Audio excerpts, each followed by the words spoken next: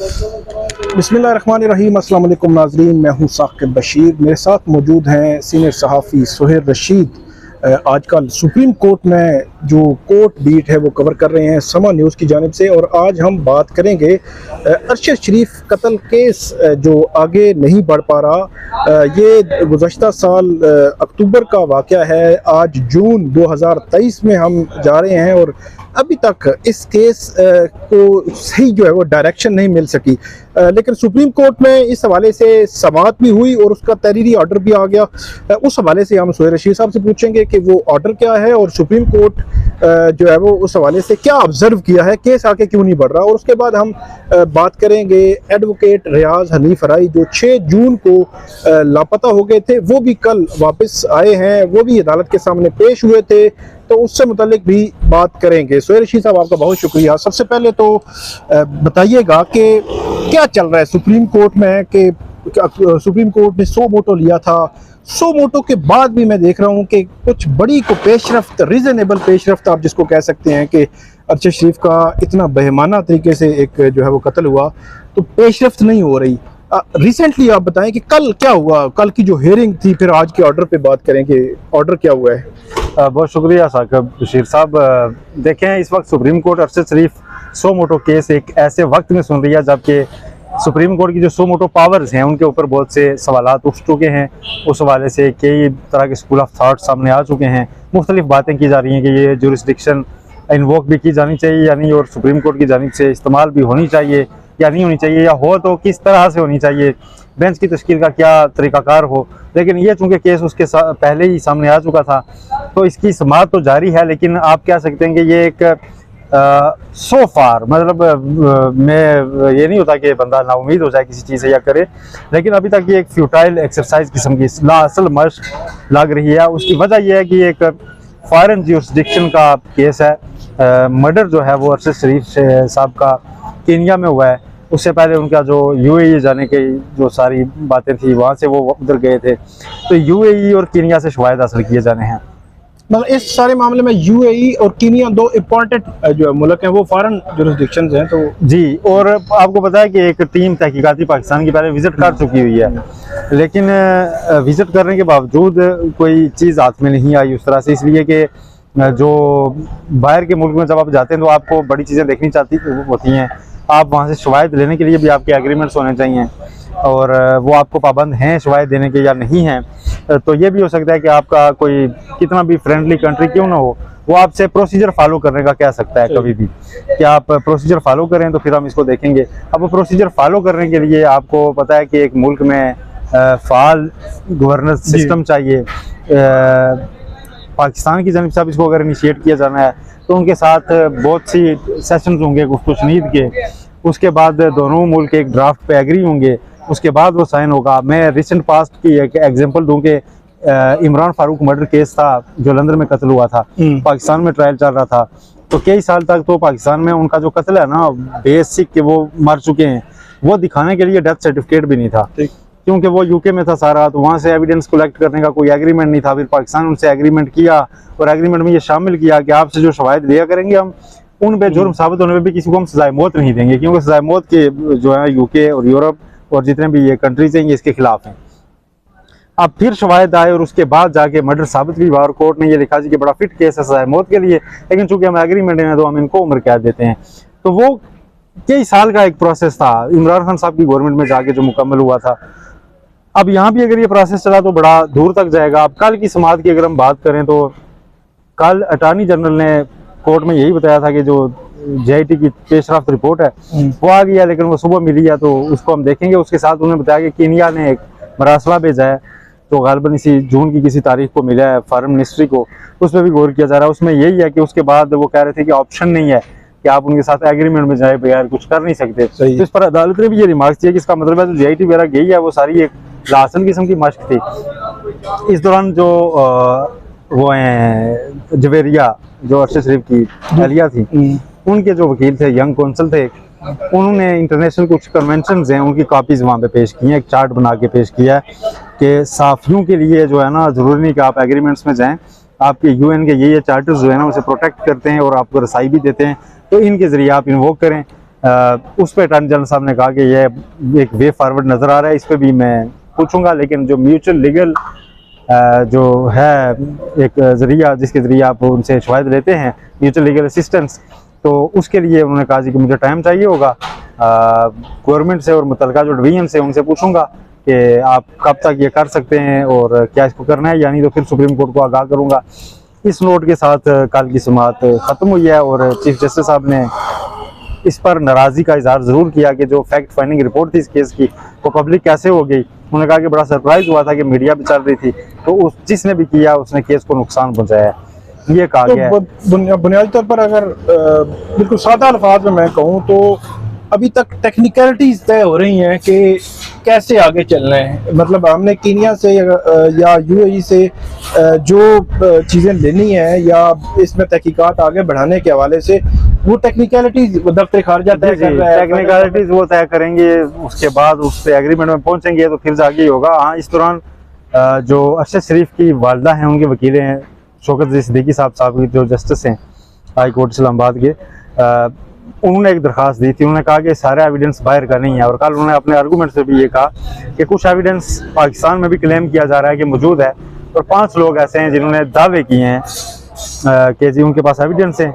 और उन्होंने इमरान खान साहब की जो लॉन्ग मार्च है उसका हवाला भी दिया। ठीक है, उन्होंने कहा जी कि एक तो लॉन्ग मार्च भी किया जा रहा था कि हम अरशद शरीफ के कातिलों को पकड़ेंगे और हमें पता है बड़ा कुछ, तो उनको शामिल तफ्तीश करें। उन समेत 5 अफराद को उन्होंने कहा था कि शामिल तफ्तीश करें ताकि उनका बयान रिकॉर्ड पे आ जाए। लेकिन कोर्ट ने ये कहा कि जो एक होती है कि हम इन्वेस्टिगेशन में इंटरवीन नहीं करते, तो चीफ जस्टिस साहब ने कहा जी कि हम यहाँ पे सिर्फ फैसिलिटेट कर रहे हैं इस मामले को, तो आपने अगर ऐसी कोई भी दरखास्त है तो आप आईओ के पास ले जाए, इन्वेस्टिगेशन ऑफिसर के पास, तो इसको कानून के मुताबिक देखेगा। तो शौकत सिद्दीकी साहब ने कहा कि आप कोर्ट में ऑर्डर में इसको ऑब्जर्व कर दें, तो चीफ जस्टिस साहब ने कहा कि नहीं, देखिए हमने क्या ऑब्जर्व करना है। और अभी शौकत सिद्दीकी साहब आर्गूमेंट्स कर ही रहे थे कि कोर्ट उठ के चली गई, तो और जो बाद में रिटन ऑर्डर आया तो उसमें उन्होंने कहा कि ये इनकी ये प्रेयर जो है ये मेंटेनेबल ही नहीं है। और ये जरूर उन्होंने लिख दिया कि अगर वो जाना चाहें तो वो तफ्तीश के पास चले जाएं और वो उनका पॉइंट जो है वो देख लेगा। कोर्ट में साथ ही जज से उन्होंने ये भी सवाल किया शौकत सिद्दीकी साहब से कि आपने इतना अर्सा क्यों आप मुतलका लोगों के पास क्यों नहीं किए कि इनको रिकॉर्ड करें।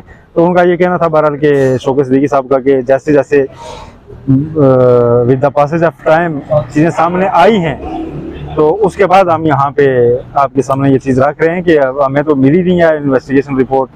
और साथ उन्हें ये यकीन जरूर कराया कि अरशद शरीफ की फैमिली में से किसी ने ये रिपोर्ट पब्लिक नहीं की है। अच्छा, दूसरी तरफ थोड़ा सा मैं इसमें ये ऐड करूंगा कि मैं सुप्रीम कोर्ट की हद तक तो सोहेल साहब ने जिस तरह बताया कि चीज़ें बहुत ज़्यादा टेक्निकलिटीज़ में है अभी। कोई मतलब आप कहें कि एक रास्ते पे चल पड़े हैं और अब इस रास्ते का इख्तिताम होगा और हमें आउटपुट नज़र आएगी। बज़ाहिर ऐसा कोई रास्ता भी अभी मुतय्यन नहीं हो सका। इस्लामाबाद कचहरी में ये सूरत हाल है कि वहाँ के जो मजिस्ट्रेट हैं वो जो उनकी अरशद शरीफ की पहली एरिया है उनको और उनके जो प्रोड्यूसर थे उनके साथ जो उनकी टीम का हिस्सा थे एयरवाई में, तो उनको जो है वो समन कर रहे हैं कि वो आके स्टेटमेंट दें। और ये समनिंग जो है वो तकरीबन 5 समातों से जारी है। आज फिर अदालत ने बज़ाहिर जो है वो बरहमी का इज़हार किया, अगरचे बरहमी जो है वो मेरा नहीं ख्याल कि ये सिस्टम जो है एक इतना बड़ा जर्नलिस्ट जो है वो मर्डर हो गया है और ये सिस्टम अभी तक उसका तयन नहीं कर सका हमने जाना कहाँ पे है। और यहाँ की अदालतें उस जो अरशद शरीफ हैं उनकी जो वाइफ हैं उनके ना आने पर बरहमी का इज़हार कर रही हैं। तो ये बड़ा भी याद करना चाहूँगा, कल सुप्रीम कोर्ट की एक और चीज़ मुझे याद है, चीफ जस्टिस साहब ने अब इन रिमार्क्स से जो मैं बताने लगा हूँ अब अंदाजा लगाइएगा कि सुप्रीम कोर्ट कहाँ तक समझिए ये केस खींचेगा। ठीक है, चीफ जस्टिस साहब ने ये रिमार्क्स दिए कि हमें ये केस में मुताद भी रहना है और इस केस को मुताद मतलब मीडिया को कह रहे थे, फिर कहा कि हमें इसको भूलना भी नहीं है। और मैं ये तवक्को रखता हूँ कि सुप्रीम कोर्ट भी नहीं भूलेगी, तवक्को रखता हूँ, यानी कि मेरे दौर के बाद ये केस चलेगा। फिर उन्होंने और क्लियर किया, उन्होंने कहा अगर मिस्टर ए ना रहा तो मिस्टर बी उसको होपफुली ज्यादा एक्टिवली जो है ना परसू करेगा। अच्छा, ठीक है, हालांकि वो मिस्टर बी मिस्टर एफ होंगे। ठीक है, ठीक है, फायजा साहब का दौर है आगे। जी बिल्कुल। तो यानी कि कहीं ना कहीं उनके माइंड में यह है कि ये केस अभी जो है ना अभी मतलब ये केस आगे चलना है। बड़ा अनफॉर्चुनेट है कि एक मर्डर हुआ और उसका अभी तक जो है वो कोई सिरा जो है वो नहीं पढ़ाई दे रहा। दूसरे मैटर पे थोड़ी मुख्तसर सी बात करेंगे। राई साहब रियाज हनीफ राई 6 जून को लापता हुए थे, उनकी पिटीशन हाई कोर्ट में आई, नोटिस भी हुए, उस पर अभी भी पेंडिंग पड़ी हुई है। कल वो सुप्रीम कोर्ट में पहुंच गए, कल क्या हुआ, उन्होंने कोई टाइम मांगा, कल बात नहीं कर सके, आज बात की, तो क्या हुआ? देखिए लापता का उनका मुझे पता नहीं था। ठीक है। ठीक है, ये उनका ही उनकी दरखास्त में ही था, बस सामने आया कि वो सेज उनको घर जा रहे थे तो वो लापता हो गए। ठीक। और फिर क्योंकि आखिरी समाज पे भी वो मौजूद थे, मैंने वहाँ देखा। कल भी जब मैं पहुंचा कोर्ट रूम बन के बाहर था तो राई साहब सीढ़ियाँ चढ़ के आए, उन्होंने सलाम किया मुझे, रूटीन से अंदर गए, ठीक है। बैठे हुए थे। तो इस दौरान एक बाहर की पाकिस्तान बार कौंसिल की प्रेस रिलीज ही हमने देखी थी कि जी गुमशुदा हैं या ये, तो उसके अलावा पता नहीं था। लेकिन वो आए हैं कल, उन्होंने चीफ जस्टिस साहब से कहा कि मैंने बात करनी है 3 मिनट। तो चीफ साहब ने कहा कि उन्होंने गालबन समझा कि ये नजरसानी वाले मामले पे आए हुए हैं। उन्होंने कहा जी पहले रिव्यू एक्ट के खिलाफ जो है ना वो सुन लें, बाकी लोगों को तो आपको हम देख लेंगे। समाज खत्म हो लगी, राय साहब कल फिर आए रोस्टम, उन्होंने कहा जी 3 मिनट। तो वो नहीं अभी बोले, वो रोस्टम पे आई तो चीफ साहब ने उनकी बात बोली, उन्होंने कहा जी हम आपको 3 मिनट सुनेंगे लेकिन हम कल सुनेंगे। आज मतलब आज भी राय साहब आए थे, और राय साहब आए तो उन्होंने जाके आर्गूमेंट स्टार्ट किए। पहले उन्होंने मेरिट पे अपनी जो पिटीशन थी उसके ऊपर किए थोड़े बहुत, तो ज्यादा उन्होंने कहा जी मैं बैरिस्टर अली जफर के आर्गूमेंट्स अडॉप्ट करता हूँ। और फिर उन्होंने कहा जी कि उनकी जानिब से कुछ इस्तेलाहात, कुछ टर्म जो है ना ऐसी यूज की गई कि सुप्रीम कोर्ट की जी ये प्लेयर जुरिस्डिक्शन होती है। अच्छा। ठीक है, कि जी खुशनुदी से वो करते हैं या बस अपना प्लेयर लेने के लिए। तो चीफ साहब ने इस पर थोड़ा मुस्कुराते हुए आ गया, उन्होंने कहा जी राय साहब बस करें, कोई और बात है तो करें, ये लिटरेरी सी बातें आप कहीं और जाके करें। तो इस पर राय साहब ने कहा जी कि मैं बड़े मुश्किल हालात में मैं ये आर्गूमेंट्स कर रहा हूँ। उन्होंने एक दरखास्त दिया कि चीफ साहब को कि जी ये देखें, तो 1 सफ़े की थी कि मैं इसको पढ़ने लगे तो चीफ साहब ने कहा इसको कोर्ट में ना पढ़ें, इसको कोर्ट में पढ़ने की जरूरत नहीं है, ये आपका जाती मसला है। ठीक। अगर आपका कोई जाती मसला हो तो आप मेरे पास आ जाएं। और फिर उन्होंने थोड़ा रुके, फिर चीफ साहब ने दोबारा थोड़ा वक्फे के बाद फिर बोले, उन्होंने कहा जी देखिए हमारा मुल्क इस वक्त ट्रांजिशन के फेज से गुजर रहा है, तो इसमें हम सबको हौसले, हिम्मत और सब्र से काम लेना होगा। अच्छा। और कंप्लेन नहीं करनी। ठीक। और जो सिचुएशन है उससे डील करना सीखना होगा। अच्छा। ठीक है, ये उन्होंने रिमार्क्स और मशवरा कम रिमार्क्स या रिमार्क्स कम मशवरा दिया है राय साहब को। हाँ। जिसके बाद राय साहब ने नीचे मस्जिद में उधर नमाज अदा की और वापस रवाना हो गए। वैसे चीफ जस्टिस उमरता बंदयाल जो मतलब पाकिस्तान की सबसे बड़ी अदालत के चीफ जस्टिस हैं, तो ये केस भी या और भी कोई केस हो तो उनका काम ये तलकीन करना है, सब्र करें, मशवरा देना है, या उनका काम ये होता है कि यार आप कानून देखें ना, क्या कानून क्या कहता है? मेरा ख्याल है उन्होंने राय साहब को देखा कि मेरे सामने मौजूद है, उन्होंने कहा कि बस आप सब्र ही करें और ऐसा ना हो कि मतलब मुझे ये लगता है कि जो चीफ जस्टिस हैं वो भी अपना समझ रहे हैं कि अब हमारा दौर है वो भी अब इख्तिताम की तरफ बढ़ रहा है, तो ठीक है जैसा तैसा है अब उसको गुजार के हमारे किसी हद तक चीफ साहब जो है ना अब किसी एडवेंचर में लगते नहीं है। ठीक। लेकिन एक एडवेंचर हो सकता है, ये मैं आपको बता दूं। ये जो रिव्यू पहले था प्रैक्टिसिंग प्रोसीजर, उसको उन्होंने स्टे किया हुआ है ना। जो रिव्यू ऑफ जजमेंट एक्ट है ना, हाँ। इसको उन्होंने स्टे नहीं किया, इसको वो डेली सुन रहे हैं, कल भी सुना है, आज भी सुना है, कल भी सुनेंगे। ठीक। ठीक है, आपको क्या लगता है? मुझे लगता है वो इसको जो है ना कहीं अगर सुप्रीम कोर्ट से ये सरप्राइज है कि इसको एकदम उन्होंने सेट असाइड कर दिया, एक्ट ऑफ पार्लियामेंट को सेट असाइड कर दिया, और साथ क्योंकि इससे कनेक्ट किया उन्होंने इलेक्शन कमिशन की, पंजाब इलेक्शन के खिलाफ नजरसानी, ठीक है, वो सुनने के लिए इसको सेट असाइड करना बड़ा जरूरी है। अच्छा।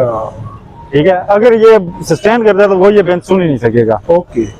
तो हो सकता है कि इसको ये सेट असाइड करके तलदम करार देंगे और उसमें साथ ही फैसला दे दें, उसमें साथ ही फैसला दे दें, और इलेक्शन कमीशन की एक आधे दिन में सुन के तो दोबारा इलेक्शन की एक डेट दे दे सुप्रीम कोर्ट। और दोबारा इलेक्शन की डेट अब क्या देती है, हो सकता है अक्टूबर की 14 दी जाए।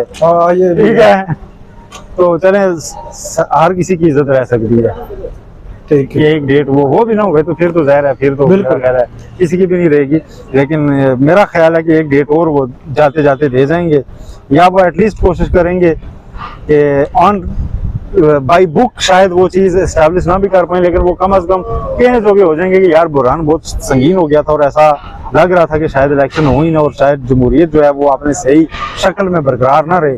तो मैंने थोड़ा सा तहम्मुल दिखाया, थोड़ा सब्र खुद भी किया, तो एटलीस्ट मैं नए इलेक्शन कौम को दे के जा रहा हूँ, मतलब वो स्टैंड पोजीशन नहीं छोड़ के जा रहा। तो मुझे लगता है कि वो एटलीस्ट वाली जो है ना पोजीशन पे जा चुके हुए हैं। और वो एटलीस्ट कुछ दे के जाने के ही मूड में हैं। और किसी एडवेंचर की जो तवक्को थी ना, वो मैंने एक दिन पहले ट्वीट भी की थी कि अगर कोई पार्टी का सरबराह भी इस चक्कर में बैठा होगा कि वहाँ से वो बहुत बड़ा मिलेगा, वो बात नहीं होने वाली, उसका कोई इम्कान नज़र नहीं आ रहा। और सुप्रीम कोर्ट में आजकल यही है कि बस उसके इख्तियारात का मामला है। बहुत शुक्रिया सुहेल रशीद साहब ने बड़ी तफसील के साथ हमें बताया कि अरशद शरीफ केस में क्या हुआ है और किस जानिब बढ़ रहा है, और रियाज हनीफ राई जब वापस आए उनका मुकालमा क्या हुआ, और चीफ जस्टिस ने उनको सब्र की भरल तलकीन जो है वो की है। तो नाज़रीन, हम आपको मुख्तलिफ केसेस के हवाले से अपडेट करते रहेंगे, आप हमें फीडबैक जरूर दीजिएगा। अल्लाह हाफिज़।